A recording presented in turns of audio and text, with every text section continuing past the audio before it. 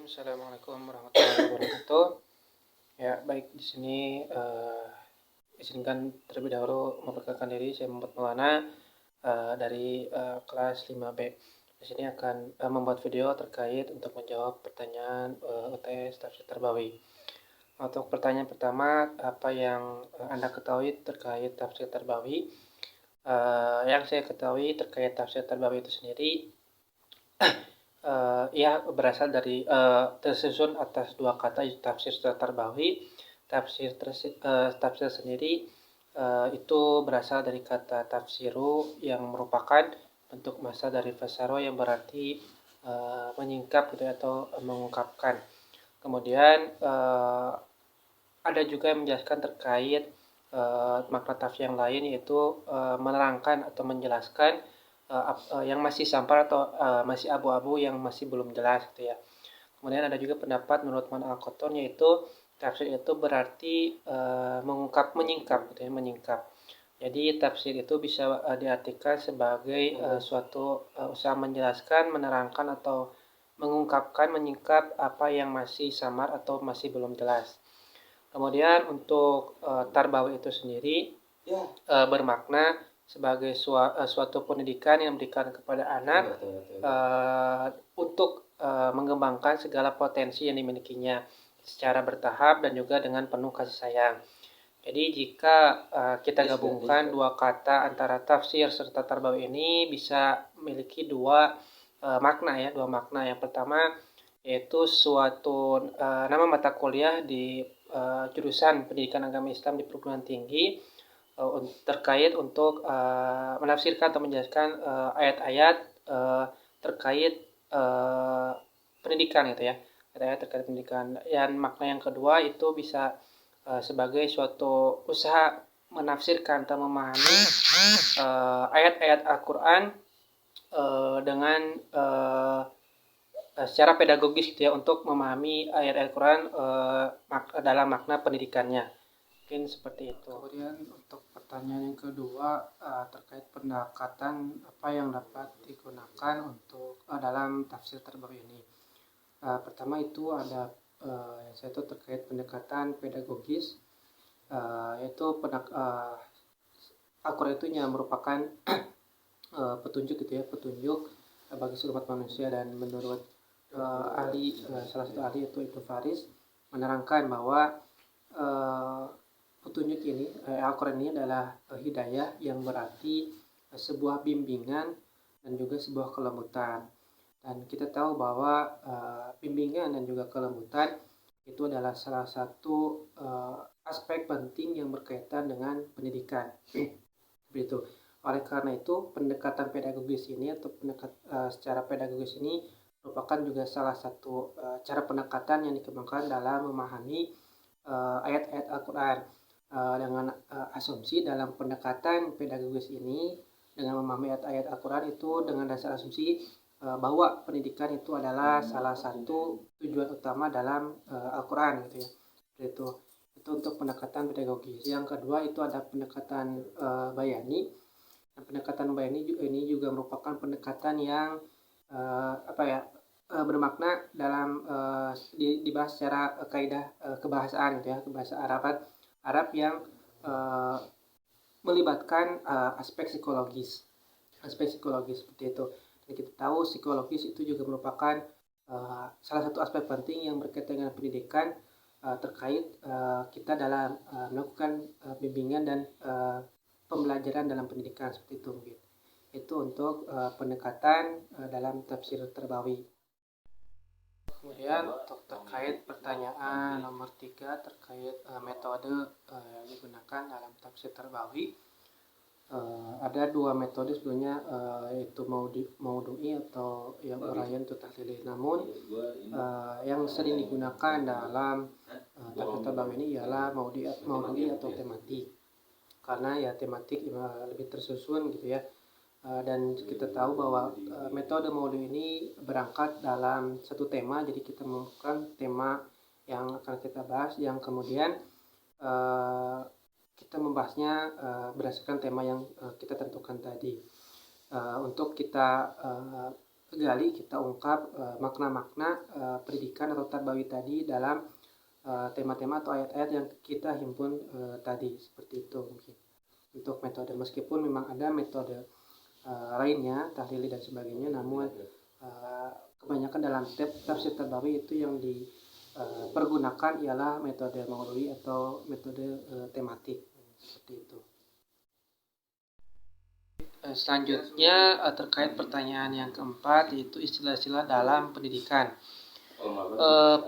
Istilah-istilah dalam pendidikan yaitu ada taklim, tarbiyah, ta'dib, tadris, dan juga tazkiyah. Nah, yang pertama itu dari taklim. Taklim itu sendiri jika dibahas secara bahasa itu merupakan masdar dari alama yu'allimu ta'liman, yang berarti suatu pengajaran, ya, pengajaran. Kata talim itu sendiri dalam Al-Quran itu tercantum dan disebutkan sebanyak 46 kali. Setelah membahas secara kebahasaan, itu kemudian taklim dari segi istilah itu juga dijelaskan oleh beberapa ahli. Salah satunya itu Muhammad Fathah Jalal. Beliau menjelaskan terkait taklim, yaitu suatu usaha atau suatu jalan untuk memberikan sebuah pemahaman, pengetahuan, dan juga serta tanggung jawab kepada manusia sejak manusia itu lahir, dan juga dengan mempergunakan segala potensi yang diberikan oleh Allah SWT untuk memperoleh pengetahuan tersebut. Nah, jadi talim ini sendiri juga dapat diartikan satu usaha transfer ilmu dari seorang pengajar kepada objek yang diajarkan atau peserta didik untuk memberikan pemahaman, pengertian, serta pengetahuan dengan menggunakan segala potensi yang dimiliki oleh peserta didik tadi, baik itu berupa penglihatan, pendengaran, dan sebagainya. Itu mungkin dalam istilah taklim. Kemudian istilah selanjutnya yaitu setelah taklim tadi ada tarbiyah. Nah, tarbiyah ini sendiri berasal dari kata rubawa yang berubah menjadi robba yarbu, yang berarti bertambah atau berkembang. Dalam wazan lain itu bisa menjadi robba yurbi, yang berarti mengembangkan atau memelihara. Kemudian bentuk lainnya juga ada robba yarbu yang berarti memelihara atau mengajar. Nah, sebetulnya pada dasarnya kata atau istilah tarbiyah ini tidak tercantum dalam Al-Quran, karena memang ini istilah baru dalam dunia pendidikan Islam. Menurut salah satu ahli juga, yaitu Muhammad Munir, istilah tarbiyah ini baru muncul di abad ke-20 Masehi. Itu untuk pengertian dalam segi bahasa. Kemudian dalam istilah tarbiyah ini, pengertian tarbiyah ini memiliki perbedaan pendapat di kalangan para ahli. Namun bisa disimpulkan bahwa pengertian tarbiyah ini merupakan suatu proses usaha secara bertahap untuk memberikan pemahaman, pengajaran, serta pengarahan, dan juga untuk mengarahkan peserta didik gitu ya, dalam mengembangkan segala potensi kepribadiannya, segala potensi kepribadian manusia, baik itu dalam aspek jasmani ataupun aspek rohani. Itu untuk istilah tarbiyah. Selanjutnya yaitu ta'dib. Ta'dib ini berasal dari kata, kalau secara bahasa itu ada yu'adibu ta'dib, yang berarti taat, patuh, atau mengikuti hukum yang berlaku. Atau makna lainnya juga berarti sopan, beretika, moral, akhlak, berakhlak, atau makna lain sebagainya yang sejenis. Ta'dib ini menurut beberapa pendapat ahli tafsir, maknanya itu setara dengan taklim, yaitu pengajaran. Menurut salah satu ahli yaitu Nuqib Al-Atas, ta'dib ini adalah satu istilah yang paling cocok untuk dipergunakan dalam pendidikan Islam. Kenapa? Karena ta'dib ini mencakup bukan hanya unsur-unsur pendidikan, tapi juga sebagai suatu pengajaran. Seperti itu.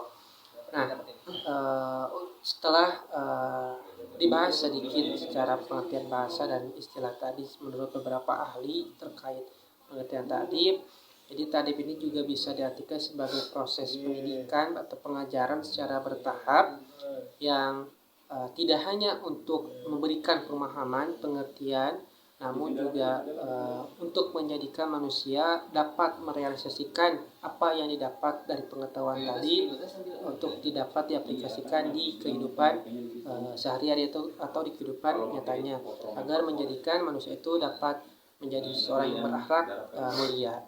Nah, itu untuk istilah yang ketiga, itu untuk istilah ta'dib.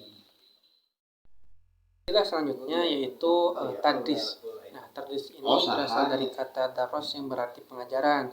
Pengajaran dalam tadris ini berarti bermakna menyiapkan murid atau peserta didik agar dapat membaca, menjelaskan sendiri dengan pemahamannya dengan cara guru menyebutkan atau membacakan atau menjelaskan sesuatu kepada murid secara berulang, agar murid tadi bisa menjelaskan kembali dengan bahasa yang mereka pahami. Ada juga pengertian lain, tadris ini berasal dari kata darosa yang berarti menghilangkan atau menghapus. Jadi di sini juga secara istilah bermakna tadris ini suatu proses pengajaran yang dilakukan oleh guru dengan cara menyebutkan atau membacakan secara berulang kali kepada murid agar murid dapat mengingat atau menghafal, memahaminya dan menjelaskannya kembali dengan cara dengan bahasa mereka sendiri, seperti itu. Nah, kemudian istilah terakhir yaitu tazkiyah. Tazkiyah ini berasal dari kata zaki tazkiyah yang berarti pemurnian atau penyucian. Ada juga yang mengartikan sebagai tumbuh atau berkah gitu ya. Nah, tazkiyah ini jika diartikan itu memiliki dua makna, yaitu menyucikan diri atau jiwa dari perbuatan-perbuatan yang tercela, atau berusaha membersihkan diri dengan sifat-sifat yang terpuji. Nah, itu untuk tazkiyah. Nah, mungkin itu untuk istilah-istilah dalam pendidikan. Kemudian untuk pertanyaan nomor 5 terkait langkah-langkah atau cara langkah-langkah menafsirkan terkait pendidikan Islam. Pertama, kita bisa menentukan terlebih dahulu tema, ya, karena ini terkait pendidikan Islam, temanya berarti pendidikan Islam. Yang kedua, kita bisa mencari atau melacak yang terkait ayat-ayat yang menerangkan atau memiliki hubungan dengan pendidikan Islam, kemudian kita menghimpun atau mengumpulkannya, yang kemudian nantinya kita bisa menyusunnya dengan kronologis masa turunnya atau waktu turunnya serta asbabun nuzulnya, seperti itu. Kemudian kita juga bisa langsung langkah selanjutnya yaitu menghubungkan atau mengkorelasikan terkait ayat satu dengan ayat lainnya, dan di akhir kita bisa menambah atau melengkapi penjelasan dari ayat yang kita tafsirkan dengan selain dengan tadi memaknai atau menjelaskan dengan kebahasaan, kita juga bisa melengkapi dengan hadis-hadis terkait tema tadi, yaitu terkait pendidikan Islam. Itu mungkin terkait nomor 5. Mungkin sekian yang bisa saya buat dalam video ini. Terima kasih. Mohon maaf apabila banyak kesalahan, kekurangan dari saya. Assalamualaikum warahmatullahi wabarakatuh.